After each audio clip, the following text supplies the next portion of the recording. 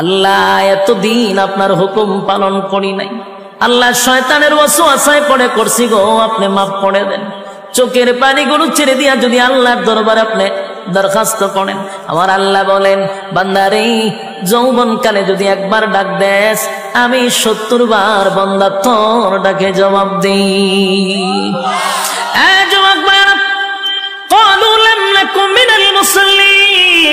যারা দুনিয়ার জমিনে মুসল্লি ছিল না তারাই তো জাহান্নামী, এক নম্বরে জাহান্নামে যাওয়ার কারণ। আল্লাহর নবী বলেন উম্মতেরারি, হাশরের মাঠে যদি হিসাব হয়, আউয়ালু মা ইউহাসাবু বিহিল আবদু ইয়াউমাল কিয়ামাতিস সালাহ, কিয়ামতের ময়দানে সর্বপ্রথম হিসাবটা হবে নামাজের। বলুন কিসের? 1 নম্বর হিসাব হবে নামাজ। অথচ আমাদের সমাজের মানুষ নামাজটাকে বড় অবহেলা করে, নামাজ পড়ে না, হেলায় আর কেলায়।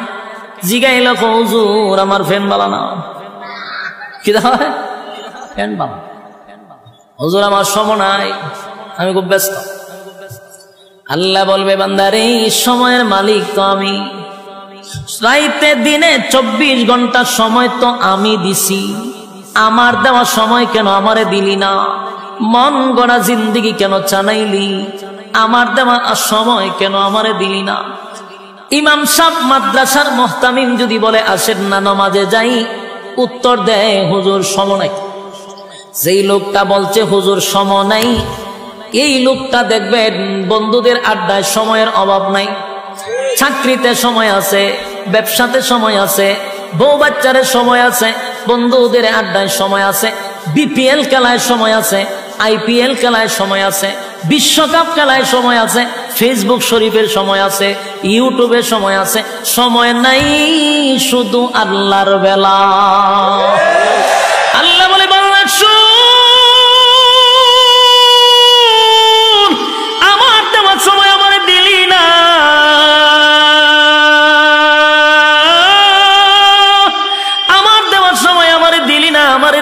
আমারে দিলি না।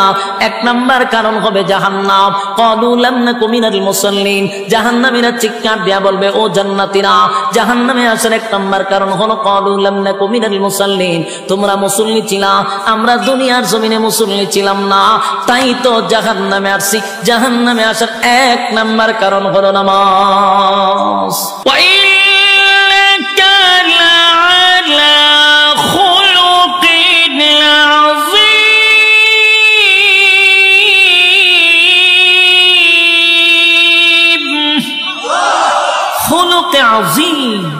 চরিত্র কার? বিশ্ব নবীর চরিত্র। সুবহানাল্লাহ। এক একটা নবীর এক একটা গুণ দিয়ে জান্নাতের ভিতরে আল্লাহ ঢোকাবে, আমার নবীর চরিত্র থাকবে আমাদের ভিতরে। সুবহানাল্লাহ। তাহলে এই নিয়ামতগুলি কি দুনিয়ার জমিনে আমরা চায়া পাবো? জোরে কই না।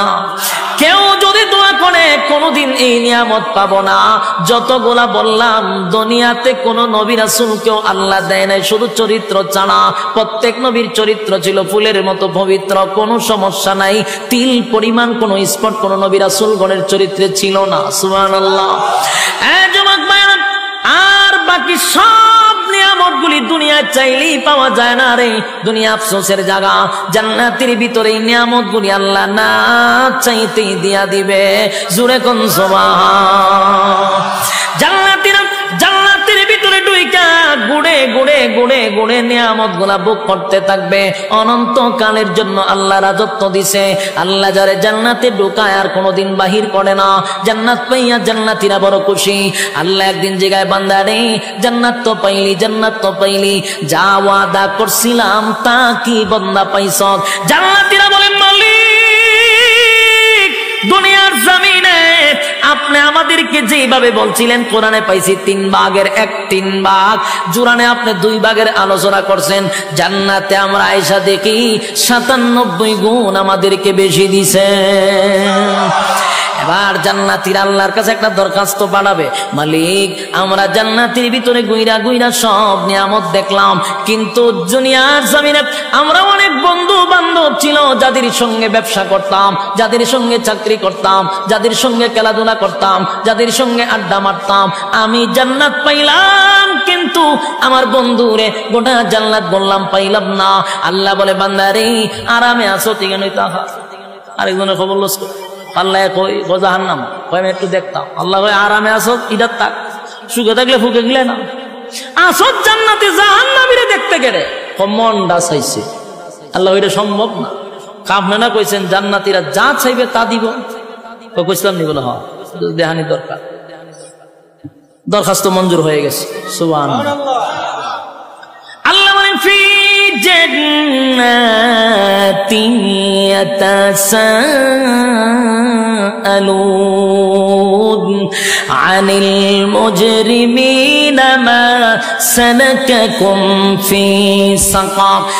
ফি জান্নাতিন ইয়াতাসাআলুন আনিল মুজরিমিনা মা সালাকাকুম ফি সাকার। ফি জান্নাতিন ইয়াতাসাআলুন, জান্নাতি আর জাহান্নামীরা দুইজনের মধ্যে আল্লাহ একটা দেখা করানোর সুযোগ করে দিবে, টকশো করে দিবে। জান্নাতি আর জাহান্নামীরা সাকার নামক জাহান্নামীদের সঙ্গে কথা বলতে চাইবে, আল্লাহ ব্যবস্থাও করে দিবে। সুবহানাল্লাহ। এই জান্নাতীরা জাহান্নামীদের সঙ্গে যখন সাক্ষাৎ হয়ে যাবে, জান্নাতীরা জাহান্নামীদের উদ্দেশ্যে একটা বক্তব্য দিবে। ও জাহান্নামীরা, ঘটনা কি? একই সাথে ব্যবসা করতাম রূপসীতে, একই সাথে ব্যবসা করতাম, একই সাথে চাকরি করতাম, একই সাথে খেলাধুলা করতাম, আমি তো জান্নাত পাইছি রে, আমারে আল্লাহ অনন্ত